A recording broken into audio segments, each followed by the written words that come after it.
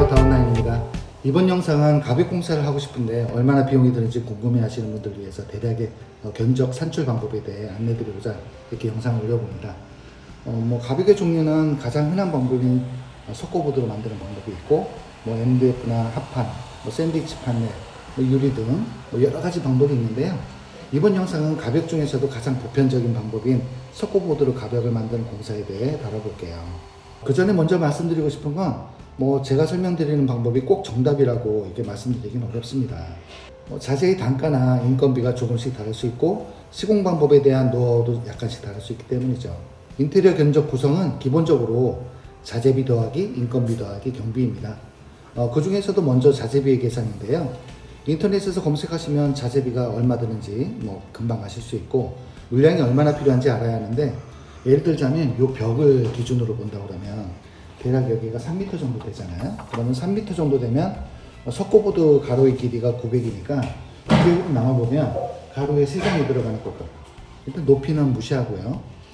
3장이 들어가는데 여기가 높이가 2400이니까 밑에 짜투리가 3분의 1장씩 이렇게 들어가는 거죠. 그러면 이 벽 하나에 석고가 4장이 들어가는 거예요. 그리고 석고 한 장당 투바이나 한 치각이나 2개 정도가 들어갑니다. 그러면 대략적인 물량이 나오는 거죠. 근데 이게 한 면이 아니라 공간 분리를 위한 양면이다. 그럼 2배가 되는 거고, 투피로 한다.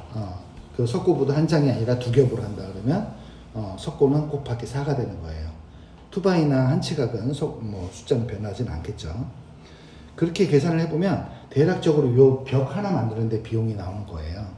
한 치각은 450 단위로 이렇게 세웠을 때 기준이고요. 만약에 300 단위로 세운다든가 가로도 넣는다든가 그러면 수량은 조금 달라질 수 있겠지만 대략적으로 그렇게 들어가는 거고요.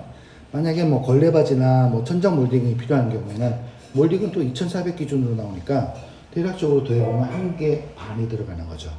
목공본드나 타카핀 같은 부자재가 들어가고요. 인터넷에 나오는 평균값을 계산해보면 석고보드는 대략 한 장당 4,000원 정도, 그리고 한 치각은 12개 단위로 나오는데 그게 한 24,000원 정도, 몰딩은 자재나 이런 두께나 이런 거에 좀 다르겠지만 평균적으로 한 4,000원 정도 이렇게 들어가요, 단가는.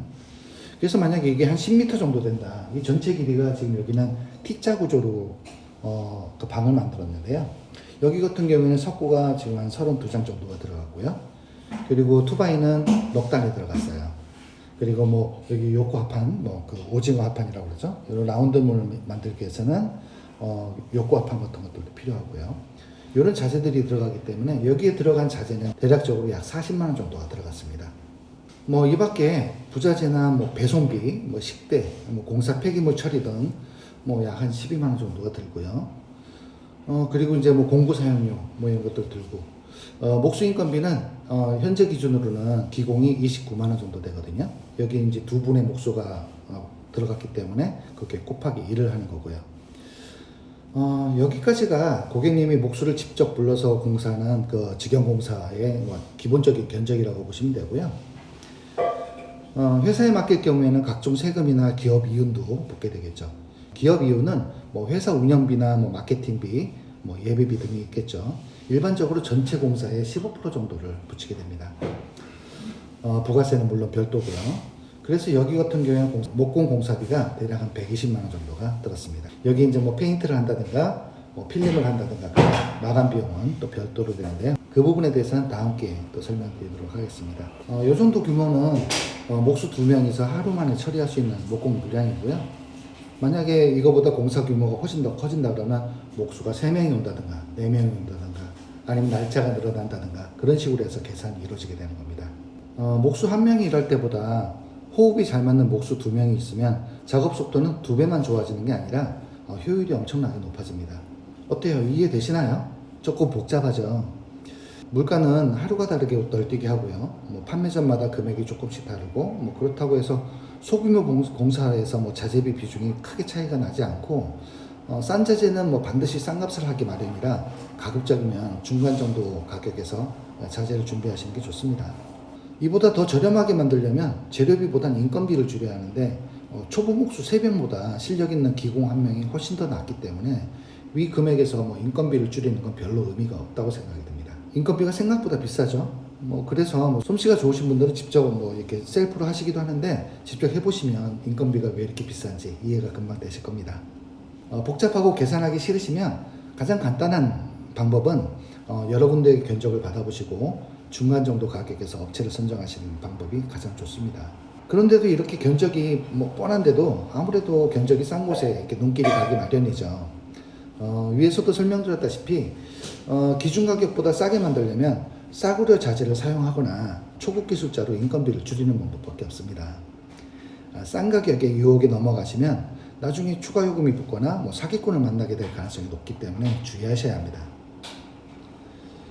견적을 요청하실 땐 어떤 공사를 어떻게 해야 되는지 기준이 명확해야 합니다.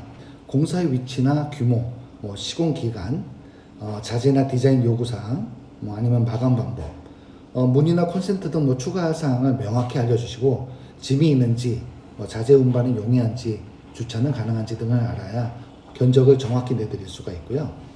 현장 방문 견적이 가장 좋은데 그게 좀 부담스러우시면 영상을 찍으셔서 공사 내용을 말씀해 주시고 영상을 보내주시면 견적을 내는데 크게 도움이 됩니다. 뭐 가까운 곳에 계시다면 부담 가지지 마시고 불러주시고요. 다운라인은 전문적이고 경험이 풍부한 공사팀으로 고객의 예산에 맞춰서 최상의 서비스를 제공해 드립니다. 문의 주시고 영상 끝까지 봐주셔서 정말 고맙습니다. 좋은 하루 되세요.